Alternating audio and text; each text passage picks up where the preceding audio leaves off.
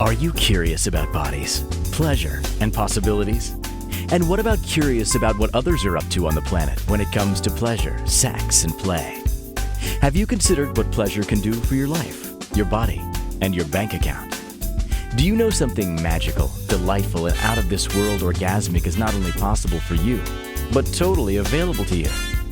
If you're ready to be the magical, sexual, sexy beast you know you can be, and you just need the tools to get there, you're in the right place. Now, here's the host of The Pleasure Zone, sensual movement artist, relationship and sex alchemist, Milica Jelenic. Welcome, my sweet pleasure seekers. You are with me tonight on The Pleasure Zone, and we are talking about something that might not sound so sexy. Is it normal? Is it normal to not want sex? Why are we talking about that? Well, a lot of people actually ask me that question, so we will dive into that. If you are interested in more of the kinky talk and the fun talk and the talking about all kinds of other things, check out all my other, over 400 episodes that you can find on Spreaker, Spotify, Inspired Choices Network, who produces this show, and about 400 other platforms. Remember, if you love this show, I'd love for you to just go in there, follow me, follow Inspired Choices Network, get on there, get all the content you can, because it's a fun show, and I've been doing this for 9 years. So weekly shows for 9 years, you're going to find content that you probably didn't even know existed. You're probably going to find things that you're like, I didn't even know that was humanly possible. And it is. So go check it out, and definitely like, follow, comment. We love having that. I love having when people comment and share their ideas, inspirations, and questions with me, as well as any kind of information that you would like me to share. If you have any ideas of shows you would like me to talk about, I've done several shows that have been recommended by listeners, and I love having the listeners interact with me. So please feel free to do so. You can find me through my website, milicajelenic.com. That's MILICAJELENIC.com. Send me a message through there and tell me what you'd like to hear about. Or if you have questions, you can also go on there and just send me a little question. Or if you'd like to book a free 15 minutes with me, you can go on there as well. Why would you do that? Why? Because part of my expertise is that I'm a sex and intimacy coach, and I love working with people to bring them out of trauma and into pleasure. I love working with them in so many different modalities. If you're watching on video, you might see behind me that I have a whole variety of different things I work with that are natural remedies, different things that I work with that are holistic. And I have so many different approaches, from body work to energy work, to things I can do with you and for you from a distance, as well as things I can teach you that you can do for yourself. So why would you choose to actually come and talk to me? Is because you want more pleasure in your life. So if you are feeling like, I'd like more pleasure, or if you're curious, like, is this normal? And tonight's conversation of, is this normal? We are going to talk more about that. Is this normal? And if you're feeling awkward about certain things and you want to know, is this normal? By all means, give me a shout. I'd love to hear from you. So tonight's, is it normal? Is it normal to not have a sex drive? Most people would say no. No, that's not normal. You need to go get checked out. So let's be really clear that there are people who absolutely don't have a sex drive. We will be talking about what is that? How is that normal? And what is normal in terms for you? Like, what is normal for a sex drive? Sex drive is very personal. So to try and give you a blanket statement of this is what's normal for a sex drive, to desire sex twice a day is a normal sex drive, I cannot tell you that, because that is personal. So for every individual, your sex drive is going to be personal to you. What we know from research is that there are certain levels of sex drive that are considered to be healthy, because they're in the research, they're looking at things like healthy hormone levels, like how much testosterone do you have, progesterone, estrogen, how many of your happy hormones do you have going on? Do you have serotonin happening? Is your body able to convert melatonin to serotonin? Is it able to do that? Does it actually not have the ability to do that? Because it's a rare thing, but some people actually don't have the ability to do that. So can you have your happy hormones kicking in? Can you have all these other things that would bring up your sex drive? Do you have an environment that would help you feel sexy? So if you have met all the conditions that we'll say are normal, healthy normal, and you're still like, I don't have a sex drive. However, I know in the past that I had one, then there are some other factors that we need to look at. For some people, you may have never experienced a sex drive. You may have gone through puberty and not had those feelings that other people had, like the horniness as a teenager. You might not have had that. And you might have thought, like, what's wrong with me? Maybe nothing. You might have grown into an adult and still felt, I don't have that drive. I don't have that desire. I don't have that need. Is that normal? And you know what? We will talk about that, because there is a lot of normal in that. And we just need to identify what that is. And not everybody needs to be horny for each other. Although this is a great show where we do talk about horniness. Today, we're going to talk about, is it normal to not feel horny? What some of the things are that might be impacting that, why you might be experiencing that, and what we can do in the case that everything else is regular in your life and you have experienced some kind of sexual desire in the past and you're wondering why you don't feel it anymore. We will look at how you can bring that back into your life. So, oh, this is going to be a fun show. So I love talking about all things desire, because desire is one of those components to pleasure. We need pleasure, we need desire, we need consent, and all of those things contribute to us actually feeling like orgasmic beings. Without pleasure, there is the tendency that you could have, your body could have arousal, but it doesn't have desire or pleasure. You can have arousal and not actually have desire or pleasure. Now that is a whole other category. We have talked about that on other shows, but I will reference that again today because it is a very important thing to look at. When your body has had arousal, but there's no desire and no pleasure, and you're still going through the motions and you're like, I don't even know if I want to do this. There are some things to consider. So sometimes maybe it's the partnership, sometimes it's other things. On the next episode, we will be talking about partnerships and being able to bring back, if you are desiring your partner, what you can do to bring back the desire, bring back the lust in your relationship, because sometimes that dies over time. Sometimes people get bored. There's lots of reasons why you might not have desire in a relationship. This show, we are focusing all on you as an individual and figuring out, is it normal to not want sex? What if it's okay? What if we just start with wherever you're at is exactly where you need to be? So if your sex drive seems low right now, what if that's okay? If you have a desire to boost your sex drive because you remember a time when you felt horny and you actually really liked being horny, we will look at that. How do you bring that back? If you have never felt sex drive, if you've never felt turned on, if you've never felt attracted to anybody in a sexual way, you might have had feelings of, I'd really like to hang out with you and go for tea and coffee and have great conversations. You might be romantic, but you might not be sexual, and that's okay too. So we will talk about that.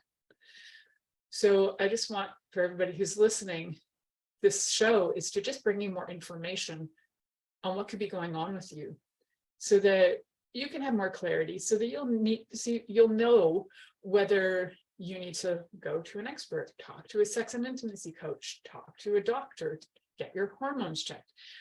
This is what this show is going to give you, is a guideline to be able to figure out, is this normal? What do I need to do to go from here? So when it comes to sex and desire, what is normal? What is normal is not necessarily the drive you had when you were 16. It's not normal to have that same drive when you're 90, right? Would it be great to have it? Yes. Is that exceptional? Yes. Is that normal? No, it's not common and it's not normal. So yay to those of you who still do in your 90s have the sex drive you did when you were 16. Fantastic. I am impressed. However, as our bodies age, as things change, as our hormones change, what happens is your desire and the things you desire will also change, and that's normal. So what's normal when it comes to sex and desire is to actually have it ebb and flow, and have it change throughout your life and throughout the decades of your life as you age. You wouldn't, let's think of it this way. The things you played with when you were 5, maybe you played with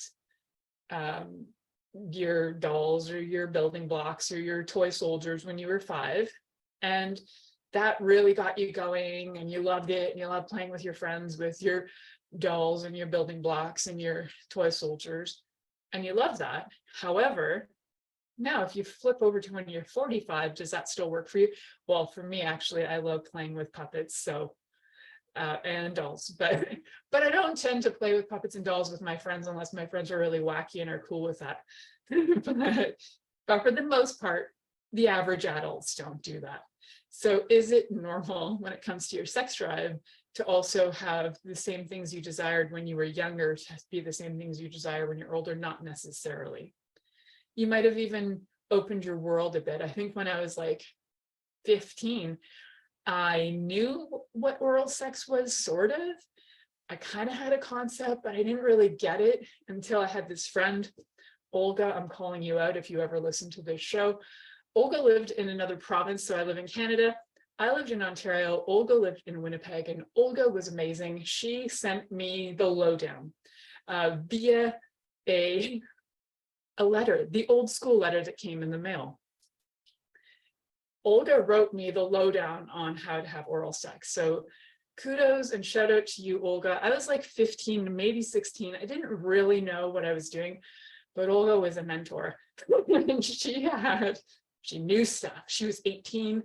She lived on her own. She had experience. She was a wild and interesting character. I'm sure she still is a wild and interesting character. We are friends on Facebook and social media, so I do wonder if she'll ever see this. But it's quite funny.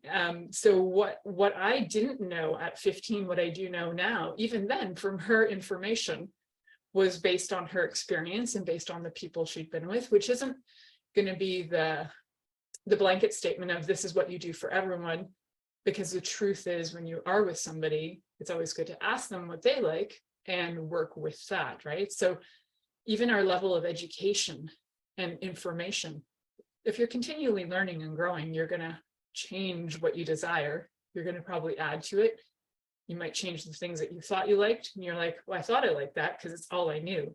But actually, I really like this other stuff, you know? So it can change. Absolutely. So what is normal? It's normal that it would ebb and flow. And it's normal to have periods where you, in your life, not just like when you're on your period, lots of bodies that menstruate when they're bleeding, they have very low desire for sex. And then there are other bodies when they menstruate have a huge desire for sex. So what is normal with that is whatever you've been experiencing, that's what's normal for you at this time. And can it change? Yes, it can. So it's a big question, right? What is normal? What is normal with sex drive? And because we can't really peg it down to this is a standard, you should desire A, B, C, and D. If you're not experiencing A, B, C, and D, you're in a sexless relationship. You're in a loveless relationship. And we can't really qualify that because we don't really understand in those cases, how are you defining sex? Is it have to do with heterosexual copulation, only having to do with penetration? Is sex a wider scope for you? Are you looking at all things that might be playful and kinky? And in that case, that might open the doors for you. And you might have actually been more sexual than you thought you were. And you might just not be into penetration, but you might be into other things, right? You can see how vast it is. Sexuality is such a spectrum, and all activities under sexuality, the expression of sex and the expression of romantic expression is so vast, and there's such an umbrella for it that it's very hard to categorize of what is normal, how much sex is normal, and how many ways to do it are normal. As long as, and I'm a big believer in these certain tenets, as long as there's communication and consent in the relationship, that is normal. So when it comes to you personally, and we're not talking about the partner part right now, if you're having a conversation with yourself, what is your, your judgment of, is this normal that I'm not horny? Is that based on things you've seen? Is this based on social media? Is this based on other media? Is this based on your friends? Like, who's creating your normal for you? Who's creating this thing that you're judging yourself against? And once you know that, you can kind of go, wait a second, stop. Is that even true for me? Is whatever people are saying that I should be feeling horny, is that true? Maybe it's not. And that's maybe where we start. Is it true for you? And what's normal for you? So if it was normal for you to be horny in the past, that may come back to you. You may be going through a phase and an ebb and a flow, and that's normal too. We're going to talk more about what is normal. Is it normal to not want sex when we come back from this commercial break? Are you secretly a voyeur, wondering what's going on in other people's sex lives? What if now is the time for a totally different sexual evolution? Are you interested in people who are pioneers of different sexual and pleasurable practices? Lean in now with Milica Jelenic, where she will entice you and your body to know your own pleasure zone. On the Pleasure Zone radio show with sensual movement artist Milica Jelenic, you'll receive tools, inspiration, and a foundation to allow yourself to receive more in your sex life, and quite possibly other areas of your life as well. Listen for the Pleasure Zone with Milica every Monday at 8 p.m. Eastern Time, 7 p.m. Central Time, 6 p.m. Mountain Time, and 5 p.m. Pacific Time on InspiredChoicesNetwork.com.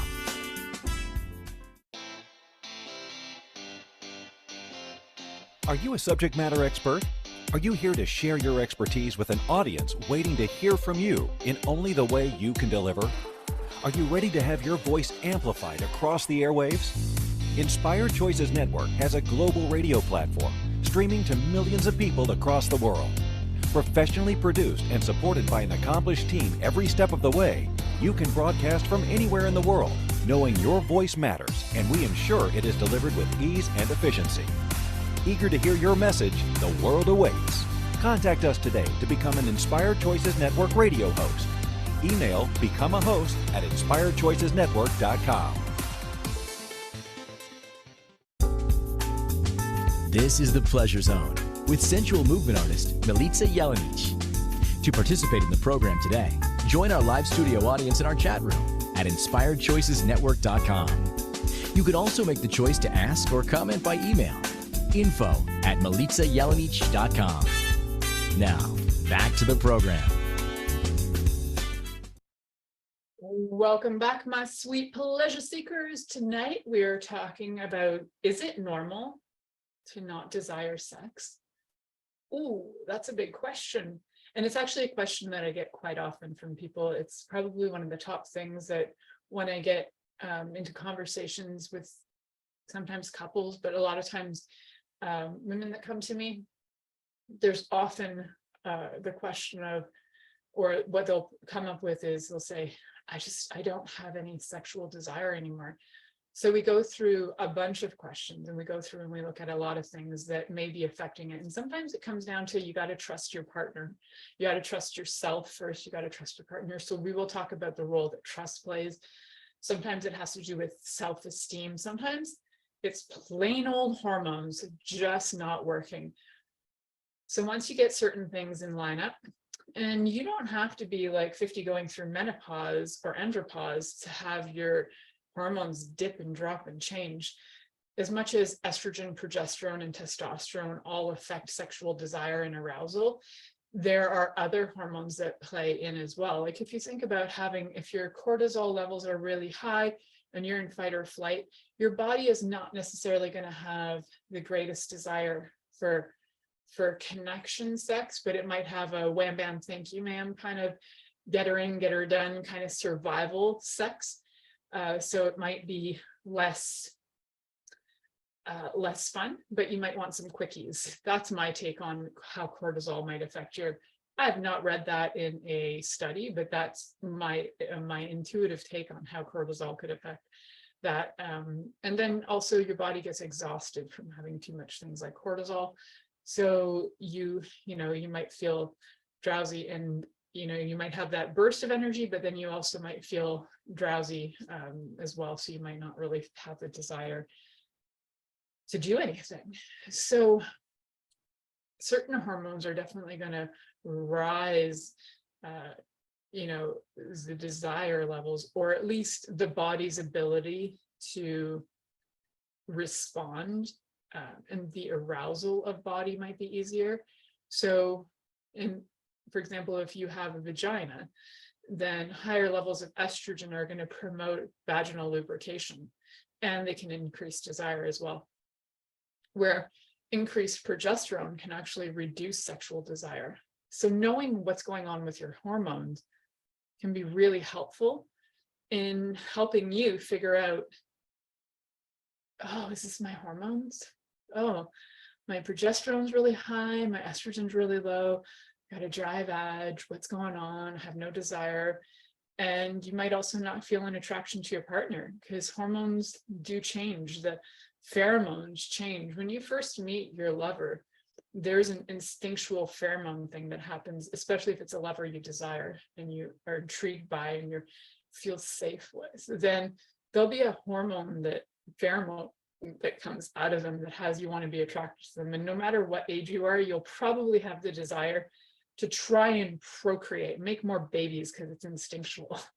So we go into that instinct where it's like, oh yeah, I got to do this. The drive comes in.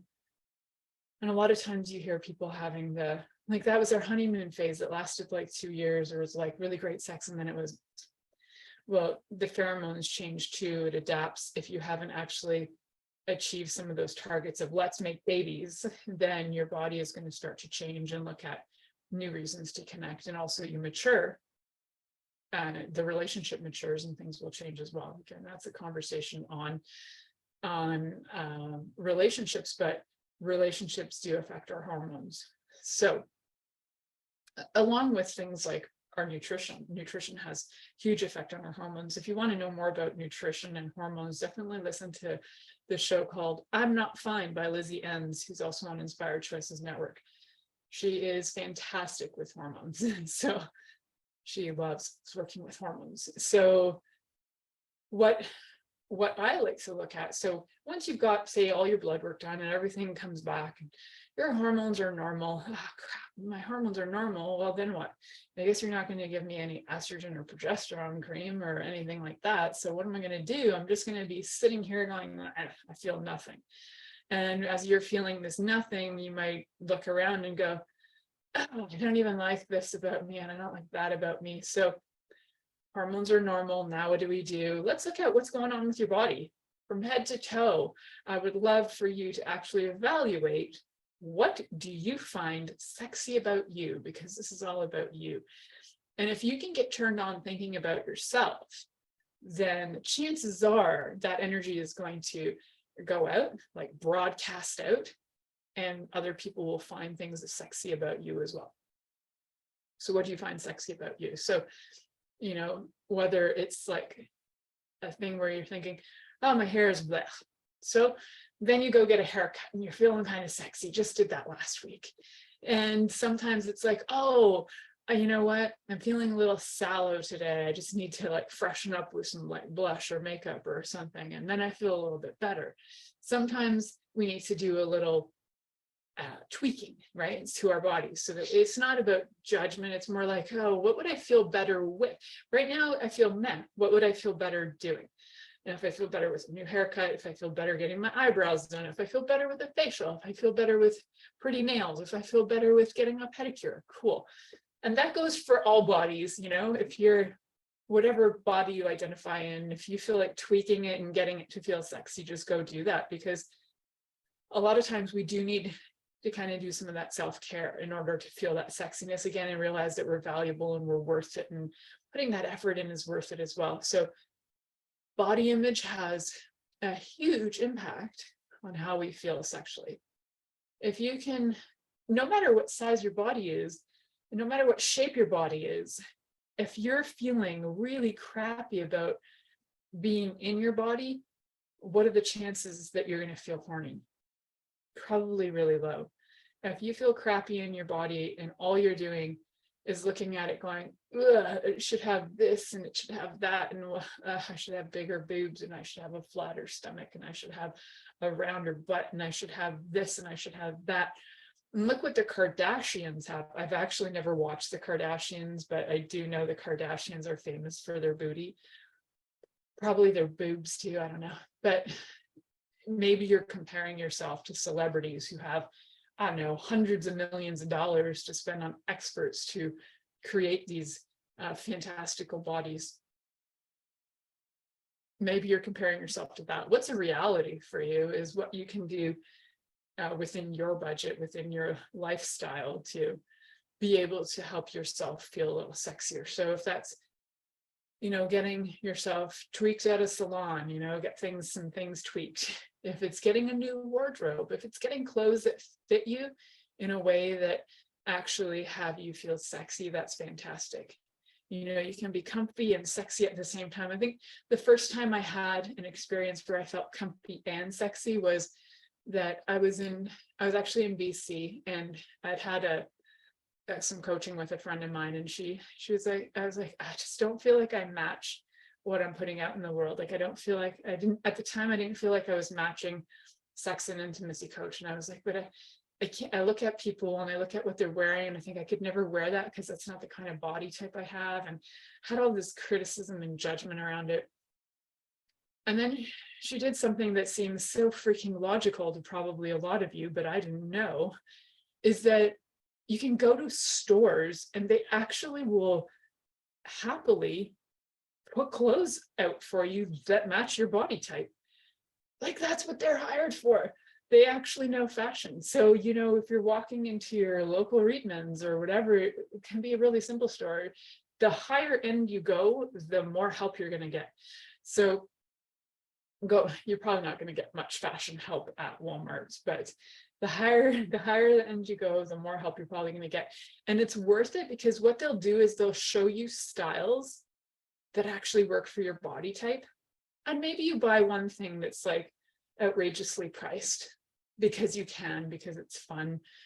And then you know that this is the kind of style that actually works with my body. It's super helpful having somebody that be the stylist for you, and they can get you into clothes that help you feel sexy then. So that for me was tremendous help. I felt so much better.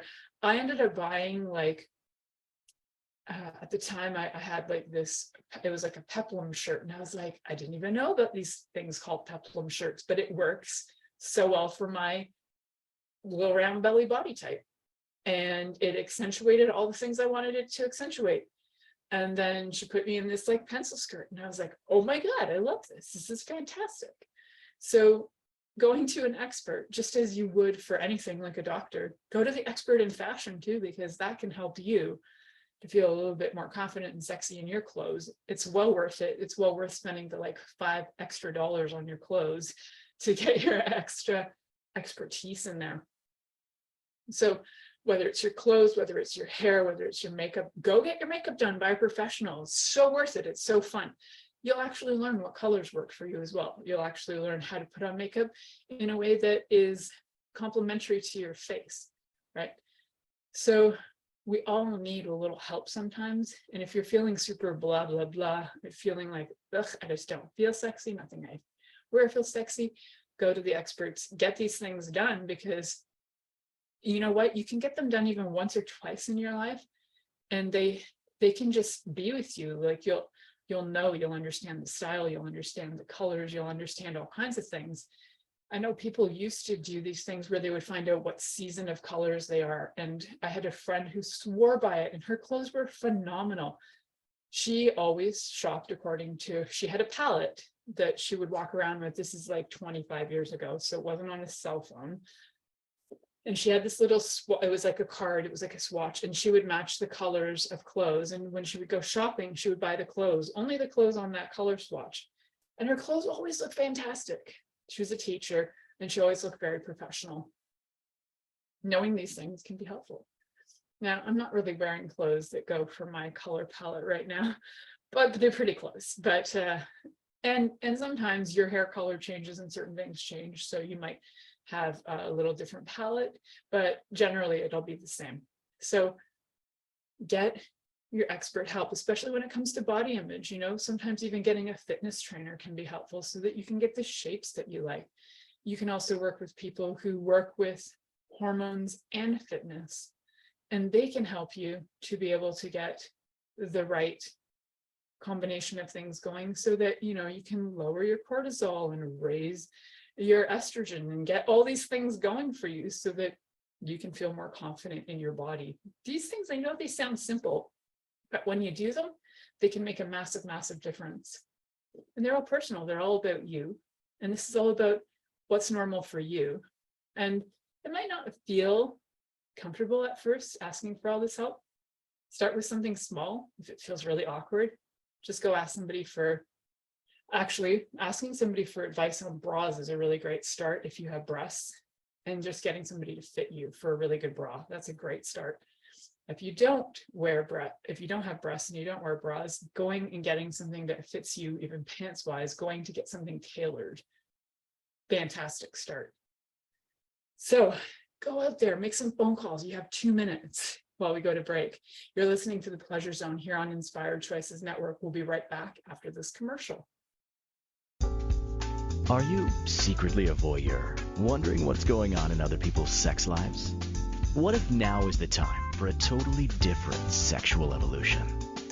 Are you interested in people who are pioneers of different sexual and pleasurable practices? Lean in now with Milica Jelenic, where she will entice you and your body to know your own pleasure zone. On the Pleasure Zone radio show with sensual movement artist Milica Jelenic, you'll receive tools, inspiration, and a foundation to allow yourself to receive more in your sex life, and quite possibly other areas of your life as well. Listen for the Pleasure Zone with Milica every Monday at 8 p.m. Eastern Time, 7 p.m. Central Time, 6 p.m. Mountain Time, and 5 p.m. Pacific Time on InspiredChoicesNetwork.com.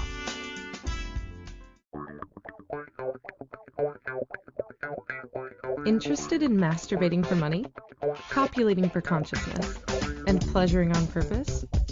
21 Days of Sexual Magicism with sensual movement artist Milica Jelenic is an exploration of tools, processes, and actions that you can use to create more for your life, your body, your money inflows, and so much more. Graduated learning for all levels of interest. Learn at your own pace via video classes or join the yearly live class. Take a peek at www.milicajelenic.com.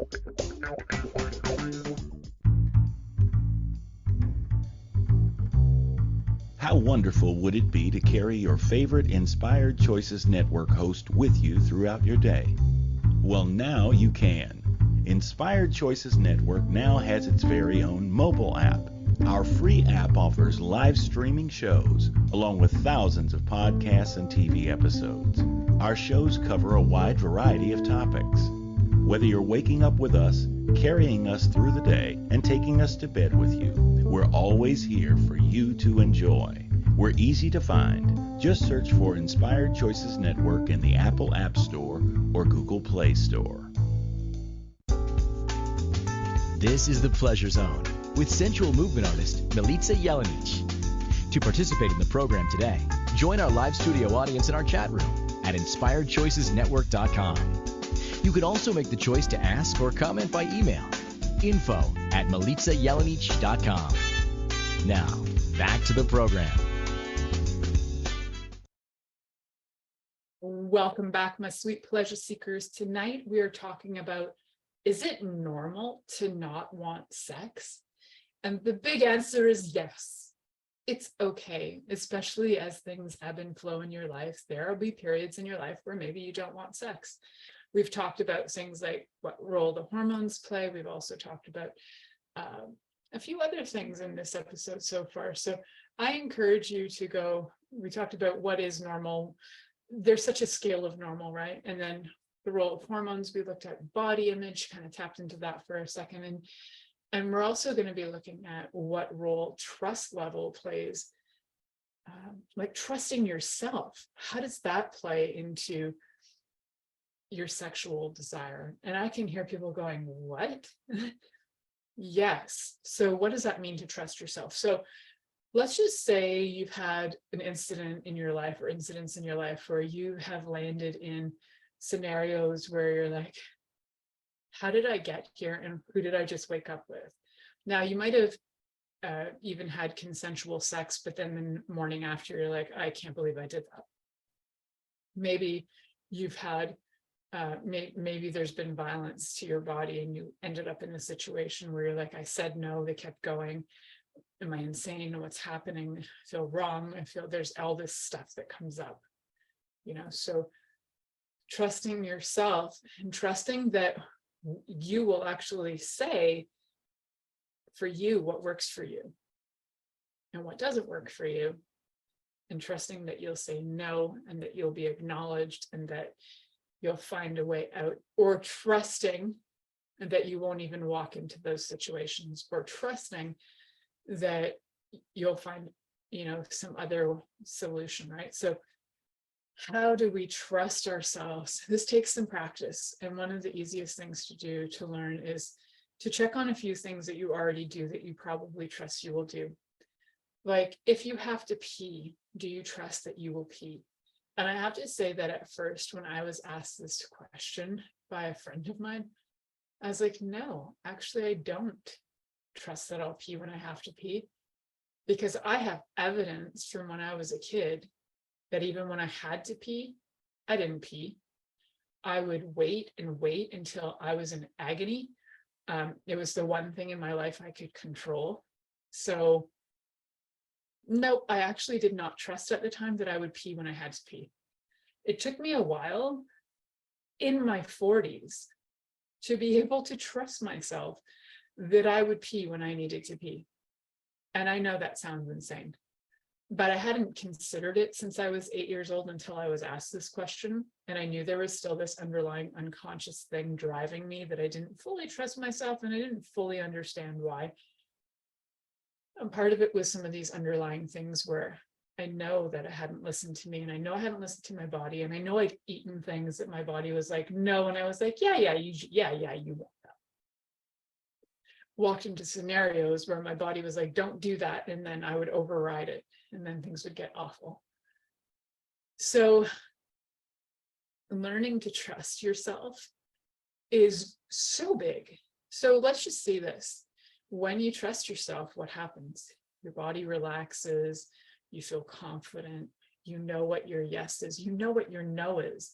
You're very clear, you have great boundaries. That's what happens when you trust yourself. When you trust yourself, you can also see in others the different qualities and things that you might not trust.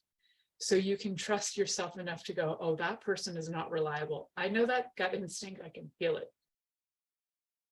Awesome. When you don't trust yourself, what happens? No self-confidence. You don't know what your true yeses and nos are. You also probably have a lot of feelings of self-devaluation. What does that mean? It's like you don't feel like you have any value or worth. So it's a big one, right? Ooh, it's a big kind of heavy energy that can come out on not trusting yourself.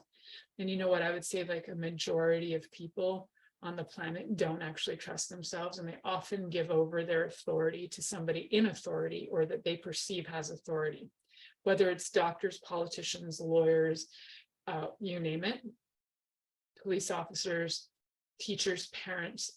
People will give over their authority. So being in authority in your own life, trusting you and knowing what you desire is so huge for increasing your sexual desire. Because if you don't trust you and you don't have the confidence, you don't feel good about yourself, you don't feel good about what you know, you might not even want to try anything because you don't feel safe, and you don't know what safe is, and you don't know if you're going to actually get yourself out of a situation that might not be safe, and you don't know if you're going to get yourself into more situations that might not be safe. Trusting you can have a huge impact too on how relaxed you can be in a relationship and how open you can be with your partner, because the more open you can be with yourself, the more open you can be with others. The more you know you, the more authentically you can show up. And the more authentically you can show up, the likelihood is you're going to feel everything about your sex, sexuality, and romanticism is all going to be up there. It's going to be evident. It doesn't mean that you're going to be highly sexual. It's going to mean that you're very aware of how you feel about sex. Until then, it might be a little wishy-washy. I don't want to have sex. Oh, it must be my sex drive. Oh, it must be because of the trauma in my life. Oh, it must be because of this. But then nothing's done about it, right? So as you start to heal, as the traumas heal, as you start to trust yourself more, you'll start to step into knowing what's true for you. And if you still don't have a sex drive, after we've gone through all this, after we've gone through what is normal for me, what did I like before, what do I like now, what was true then, am I comparing myself to others, how do I feel about my body, how do I feel in general, am I going through an ebb and flow, do I trust myself? I've gone through all of that. If all of that still comes around and you're still like, yep, still don't feel it, I still don't have a sex drive, and you've worked on trusting yourself and you fully trust yourself and you're like, okay, I trust myself so much. What is this? What other things could be going on? One of the other things that can be going on is something that we've talked about in other shows called sexual inhibitors. Those are the things that inhibit us, stop us basically from desiring sex. And what are some of the sexual inhibitors that could be going on? Sexual inhibitors are another one of those, it's a very vast umbrella of things that it could be. And for this week, we're just talking about them in relation to you personally. So in relation to you personally, a sexual inhibitor can be your body image, right? So we've talked about that. But other sexual inhibitors can be your environment. If you're looking around your space and you're like, oh my God, I have so much stuff. I'm a hoarder. I'm actually not a hoarder, but oh my God, I'm a hoarder. And you're looking around and you're overwhelmed by stuff. Like you're in a room and you've got 3 feet of space, you can barely lie down and you're surrounded by like boxes and stuff. And you're wondering why you don't feel horny. You've worked on your self-trust. You've got all this. Oh, wait a second. You're still a hoarder. Oh, you haven't cleared some of this stuff out. Okay, so now you clear out your space and now you're like working on that and you've worked on your hoarding stuff and okay, cool. Oh, you're still looking around your space and you're like, ugh, I feel nothing. Sometimes it can be as simple as changing the decor. Another time when it's great to bring in some experts, whether they're professional decorators, designers or whatever, or maybe you have a flair for this too. Try a new paint color. Like honestly, it might sound bizarre, but we absolutely are receptive to colors. Our bodies heal with colors and light color as well as different things. We know that bodies require the light spectrum to heal. We also know that having the full spectrum of light in your cells is crucial to being healthy. So if we surround ourselves with colors, we can also start to increase different feelings. So and not everybody is going to respond to the colors the same. So to blanketly say, put red in your room and it's going to increase your horniness, no. Because for some people, maybe they've gone through war and all they saw was bloodshed. Red is going to remind them of violence. So I'm not going to tell you there's a color for you. What I would like for you to do is go explore what colors bring you a sense of calm and then what colors bring you a sense of excitement. Sometimes there'll be contrasting colors and they can be complementary colors. They can actually work really well together and they can bring something into your space that excites you. What smells are going on? We're very sensory beings. So knowing what senses and what sensory experiences we're having in our space and whether those sensory experiences are working for us, not working for us. If you're in a space that has your senses awakening up, fantastic. There's a show on Netflix. It's 2023 while I'm doing this show. So if you're listening to this in the future, this show might not be there anymore, but it's How to Build Your Sex Room.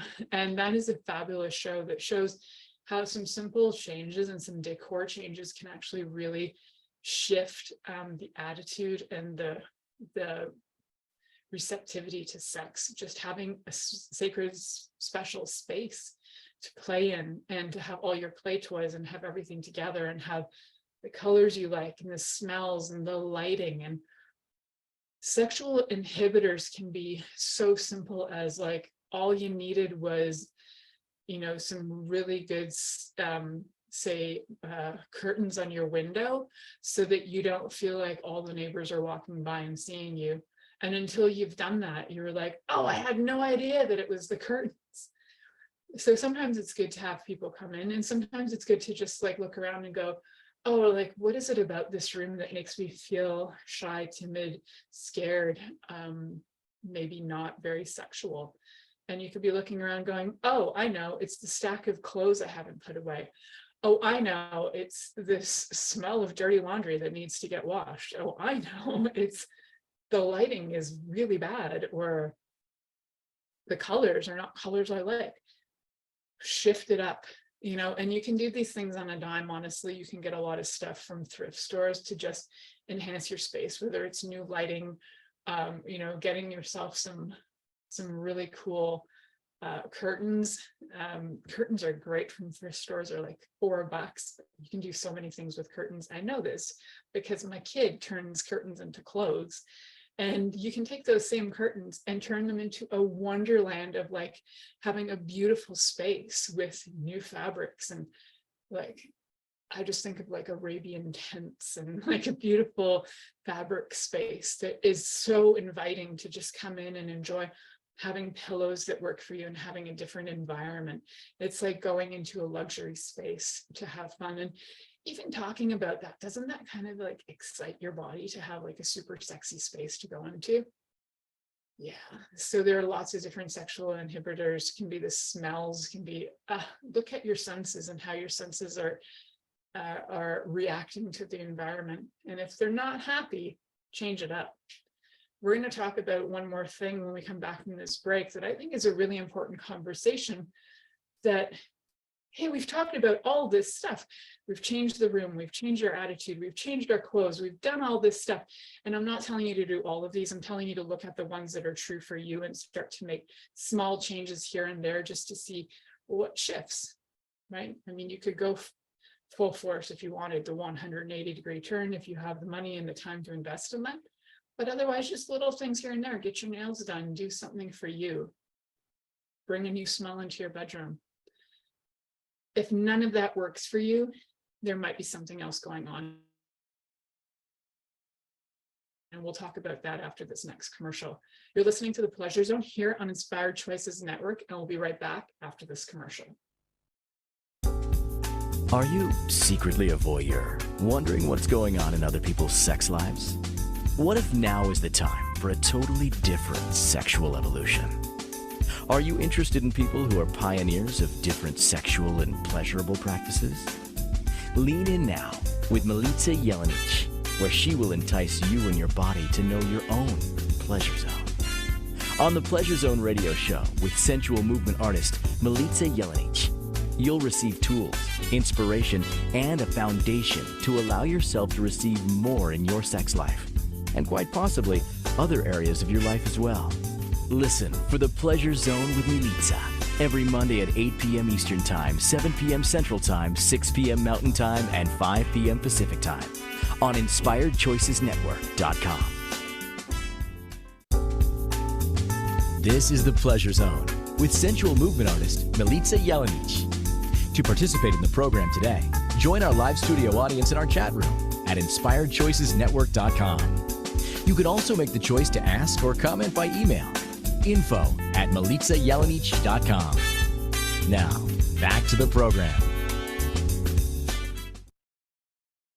Welcome, my sweet pleasure seekers. Tonight, we are talking about, is it normal to not want sex? And yes, it is. And we've talked about all the different reasons why that might be. And there's one more, and there may be more. So if you guys are aware of even more, these were the ones that came at the top of my head. If there are some ideas that you have, I'd love to hear them. If you're listening somewhere that you can comment, please put comments.